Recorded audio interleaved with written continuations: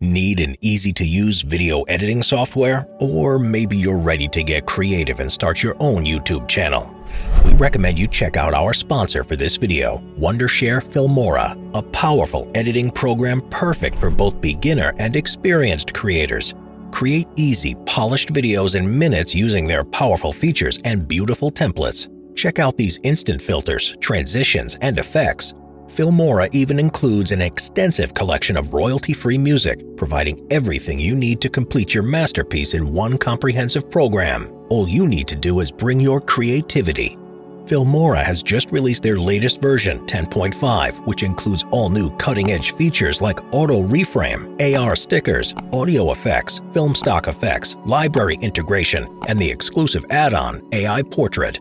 See how easy it is. Just drag and drop this video on the editing track. Right-click and select the auto reframe tool. Pick an aspect ratio and your clip is now ready to post on any platform.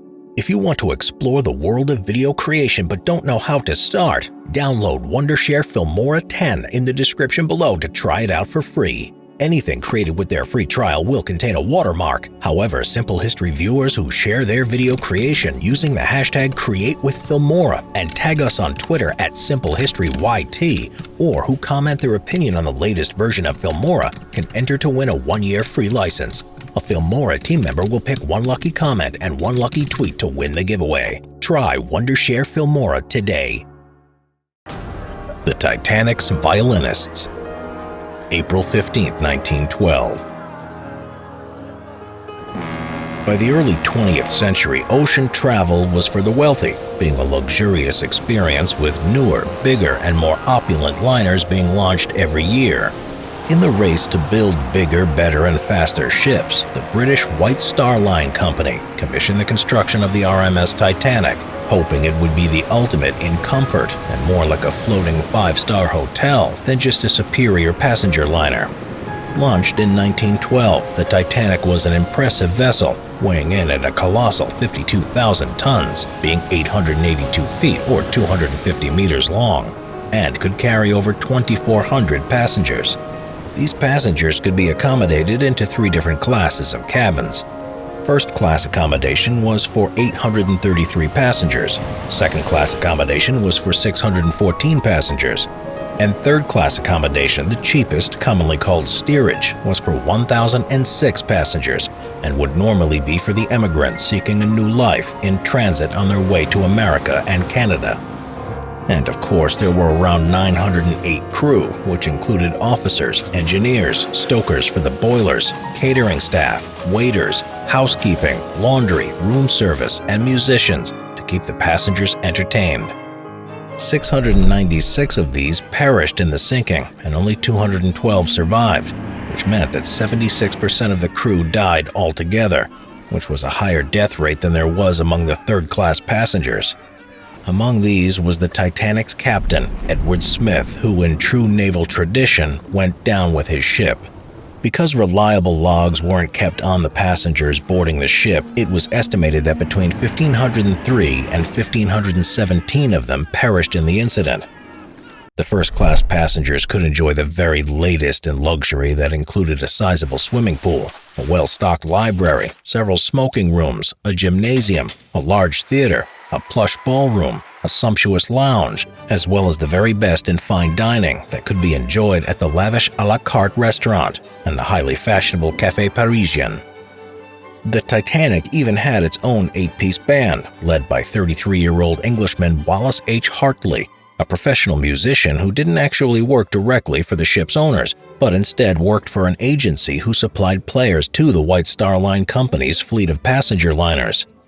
He had previously served on the prestigious RMS Lucania shortly before it was scrapped in 1909, as well as the distinguished RMS Lusitania, which years later was sunk during World War I by a German U-boat with a heavy loss of life.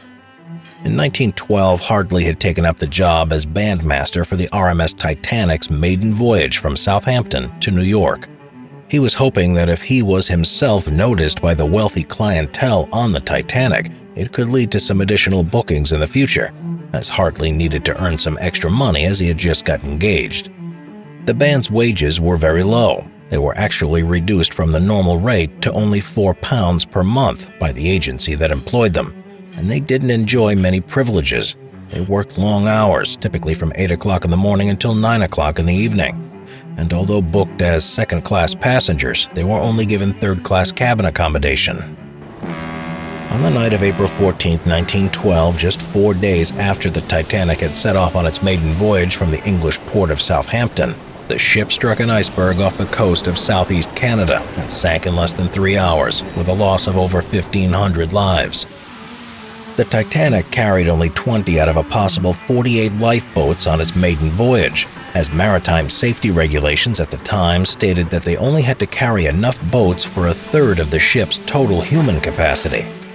Even with a lack of lifeboats, a lot of them were lowered into the sea only half full, mainly because most of the men would have stayed on board because of the code of conduct at the time, known as the Birkenhead Drill, which called for women and children to be saved first in any life-threatening situation, especially when abandoning ship.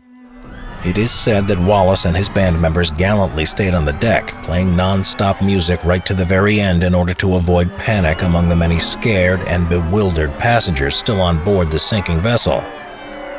The band consisted of 3 violinists, 3 cellists, 1 double bassist, and 1 pianist.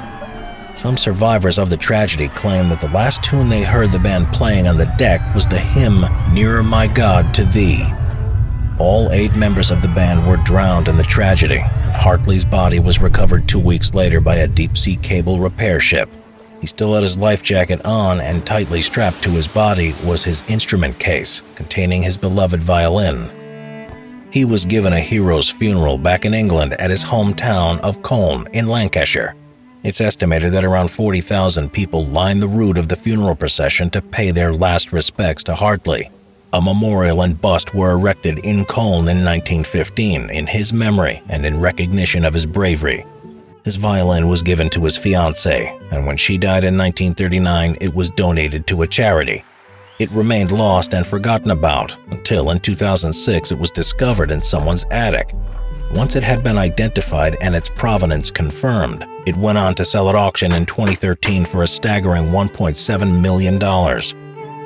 2 hours after the Titanic had sunk to the bottom of the sea, the RMS Carpathia arrived on the scene and rescued 710 survivors out of the water. Some people narrowly avoided embarking on the maiden voyage. Among these were the members of the London Symphony Orchestra, who were booked on the trip for a 3-week tour of the US and Canada, but who had rescheduled their voyage and had gone on the SS Baltic a week earlier instead. 4 crew members also had a lucky escape because they had been drinking in the Grapes pub in Southampton and failed to board the Titanic in time for its departure. The last survivor of the sinking was Milvina Dean, who died in 2009. She was only 9 weeks old when she was rescued.